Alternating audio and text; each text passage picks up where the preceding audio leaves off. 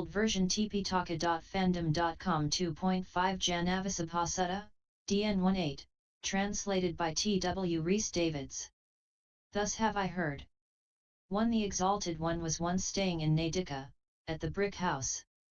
Now at that time the Exalted One was wont to make declarations as to the rebirths of such followers, of the doctrine, as had passed away in death among the tribes round about on every side, among the Kasis and Kosalans, the Vajjians and Mallas, the Chetis and Vamsas, the Kurus and Panchalas, the Macchas and Surasenas, saying, such an one has been reborn there, and such an one there too. From Nadika upwards of 50 adherents, who passed away in death after having completely destroyed the 5 bonds that bind people to this world 3, have become inheritors of the highest heavens, there to pass utterly away, thence never to return. Full 90 adherents in Nadika, who have passed away in death after having completely destroyed the 3 bonds, and reduced to a minimum lust, ill will and delusion, have become once returners, and on their first return to this world shall make an end of pain. Over 500 adherents of Nadika, who have passed away in death after having completely destroyed the 3 bonds, and become converted, cannot be reborn in any state of woe, but are assured of attaining to the insight, of the higher stages of the path. 2. Now the adherents at Nadika, when they heard these revelations, were pleased, gladdened, and filled with joy and happiness at these solutions by the Exalted One of the problems that had been put to him. 3. Now the Venerable Ananda heard of these declarations made by the Exalted One, and of the satisfaction felt by the adherents at Nadika. 4. And this idea occurred to him, but there were also 202 adherents many of them, and of long religious experience, who have passed away in death. One might think that Anga and were void of adherents who have passed away in death. For they too had entire faith in the Buddha, the law and the order, they had fulfilled the moral precepts. And yet concerning them, since they passed away in death, nothing has been declared by the Exalted One.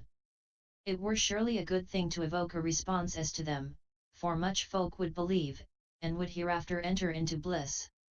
Then too there was Bimbisara, king of, righteous and ruling righteously, benign to priests and laymen, to town folk and country folk.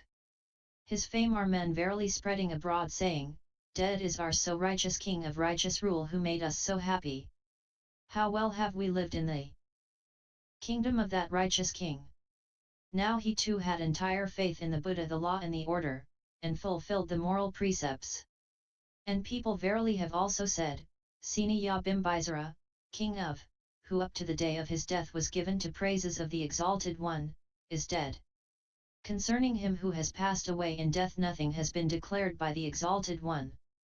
It were surely a good thing to evoke a response as to him, for much folk would believe, and would hereafter enter into bliss.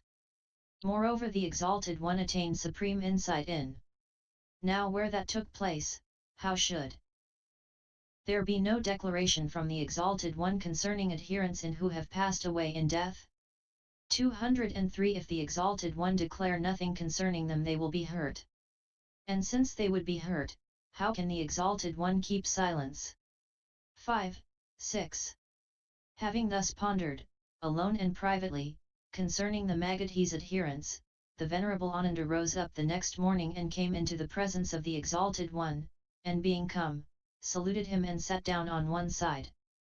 And so sitting, he told the Exalted One all that he had heard and thought. 204 And when he had made an end of thus speaking before the Exalted One, he rose from his seat, saluted the Exalted One rightwise, and went away. 7 Then the Exalted One, not long after the Venerable Ananda had gone away, robed himself in the morning and, taking a bowl and cloak, went forth for alms to Nadika. And when he had walked through Nadika for alms, after his meal, when he had come back again from his round for alms and bathed his feet, he entered the brick house and sat down on a seat made ready, thinking over and cogitating upon and concentrating his whole mind on the Magadhis adherents, saying to himself, I will find out their future, their fate after this life, whither these good men are bound, what their destiny is. And he, the Exalted One, saw the Magadhis adherents, whither they were bound. 205 And what their destiny was. Then at eventide the Exalted One, arising from his mansion, went out of the brick house, and sat down on a mat spread in the shade behind the lodging place. 8 Then the Venerable Ananda came into the presence of the Exalted One, saluted him and sat down on one side. Thus seated he said to the Exalted One, My Lord, the Exalted One looks serene, his complexion shines forth, as it were, owing to the tranquility of his faculties. Has the Lord the Exalted One spent a pleasant day? 9 When you had made that speech to me, Ananda, concerning the Magadhis adherents and had gone away, I, when I had gone to Nadika for alms, had dined, returned, bathed my feet and entered the brick house, sat me down on a mat spread there and thought over, cogitated upon, and concentrated my whole mind on those Magadhis adherents, resolving to know their future, their fate after this life, whither these good men were bound, what their destiny would be. And I saw, Ananda, those Magadhis adherents, whither the good men were bound, what their destiny would be. Thereupon an invisible spirit made himself heard, saying, I am Janavasabha. O Exalted One, I am Janavasabha, O Welcome One. Now do you allow, Ananda, that you have ever heard of any one bearing such a name as Janavasabha? Too I confess, Lord, that I have never heard of one bearing such a name as Janavasabha. Moreover, Lord, on hearing such a name as Janavasabha, I am thrilled with excitement. 1 And I fancy 206 it can be no ordinary spirit who bears such a name as Janavasabha. 2. 10 After those words had been spoken, Ananda, the spirit himself appeared before me, a splendid presence. And he made a second utterance, I am Bimbisara, O Exalted One. I am Bimbisara, O Welcome One. 'Tis now the 7th time, Lord, that I am reborn into the communion of the great King Vesavana. Deceased as a human king, I am in heaven become a non-human king.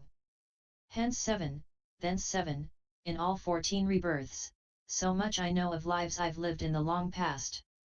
Long, Lord, have I, who am destined not to be reborn in states of woe, been conscious of that destiny, and now is there desire in me to become a once-eterner. Wonderful is this, marvelous is this that you, the Venerable Spirit Janavasabha, tell me, long have I who am destined not to be reborn in states of woe, been conscious of that destiny, and again, now is there desire in me to become a once-returner. How has it come about that Janavasabha? The Venerable Spirit recognizes his attainment to a distinction so splendid. 11 No was save through thy word, O Exalted One, no was save through thy word, O Blessed One.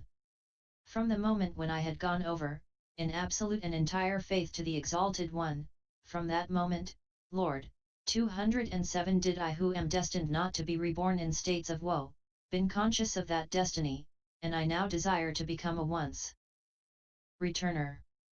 Now, Lord, I have been sent on a message concerning some business by King Vesava, Za to King Viru/Haka, and on my way I saw the Exalted One entering the brick house, and sitting down to think over, to cogitate upon, to concentrate his whole mind upon the deceased Magadhis adherents, in the resolve to know their future, their fate after this life, whither the good men are bound, what their destiny is.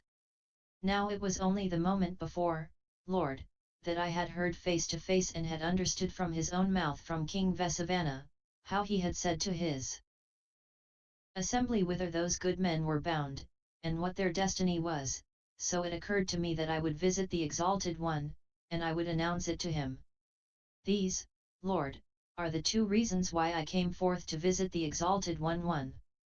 12 In days gone by, Lord, in days long gone by, it came to pass that on the night of the feast of the 15th day at the full moon in the month for entering upon retreat 3, the month Asalhai, the whole of the gods and the retinue of the 33 were assembled together, seated in the hall of good counsel. And around them on every side a vast celestial company was seated, and at the 4 quarters of the firmament sat the 4 great kings. There was Dhataratha, king of the east, seated facing the west, presiding over his host, Viralhaka, king of the south, seated facing the north, presiding over his host, Virapakha, king of the west, seated facing the east, presiding over his host, and Vesava, king of the north, seated facing the south, presiding over his host. 208 Whenever, Lord, all the gods in the heaven of the 33 are assembled and seated in their hall of good counsel, with the vast celestial company seated around them on every side, and with the 4 great kings at the 4 quarters of the firmament, this is the order of the seats of the 4. After that come our seats. And those gods, Lord, who had been recently reborn in the hosts of the 33 because they had lived the higher life under the Exalted One, they outshone the other gods in appearance and in glory.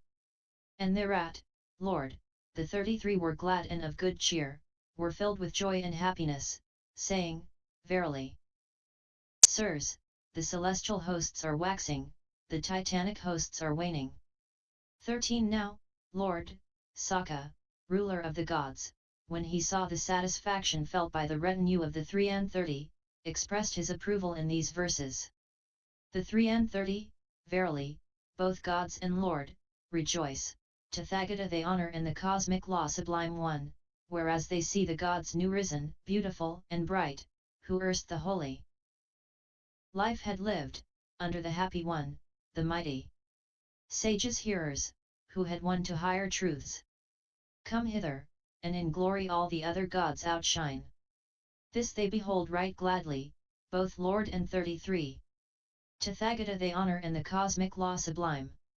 Hereat 209, Lord, the 33 gods were even more abundantly glad and of good cheer and filled with joy and happiness, saying, Verily the celestial hosts are waxing, the titanic hosts are waning.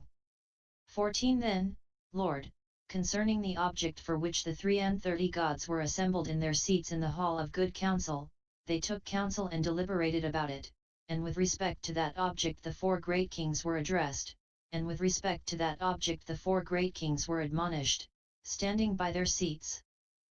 The uttered word th admonished kings accepted there, serene in mind and calm they stood each at his place. 15 Then, Lord, a splendid light came forth out of the north, and a radiance shone around surpassing the divine glory of the gods. And, Lord, then did Sakka, king of the gods, say to the retinue of the 33, according, friends, to the signs now seen, the light that ariseth, the radiance that appeareth, Brahma will be manifested. For this is the herald sign of the manifestation of Brahma, to wit, when the light ariseth and the glory shineth one. The portents now are seen, so Brahma draweth nigh, for this is Brahma's sign, this glorious splendor vast. 16 Then, Lord, the gods of the 33 sat down in their own places, saying, We will ascertain what shall be the result of this radiance, when we have realized it, we will go to meet him. The 4 great kings also sat down in their own places, saying the same. 210 And when they had heard this, the gods of the 33 were altogether agreed, we will ascertain what shall be the result of this radiance, when we have realized it, we will go to meet him. 17 When, Lord, Brahma Sanaskamara appears before the 33 gods, he appears as a, relatively, gross personality which he has specially created. For Brahma's usual appearance is not sufficiently materialized to impress the vision of the 33 gods. And, Lord, when Brahma Sanamkamara appears before the 33 gods, he outshines the other gods in color and in glory. Just, Lord, as a figure made of gold outshines the human frame, so, when Brahma Sanamkamara appears before the 33 gods, does he outshine the other gods in color and in glory. And when, Lord, Brahma Sanamkamara appears before the 33 gods, there is no god in all that assembly that salutes him, or rises up, or invites him to be seated. They all sit in silence, with clasped hands and cross-legged, thinking of whichever god Brahma Sanamkamara now desires anything, he will sit down on that god's divan. And by whichever god he does sit down, that god is filled with a sublime satisfaction, a sublime happiness, even as a Kshatriya king newly anointed and crowned is filled with a sublime satisfaction, a sublime happiness. 18,211 So, Lord, Brahmasana, Zkumara having created a grosser personality and become in appearance as the youth 5 crest 2, manifested himself thus to the gods of the company of the 33. Rising up into the air he sat down cross-legged in the sky. Just, Lord, as easily as a strong man might sit down cross.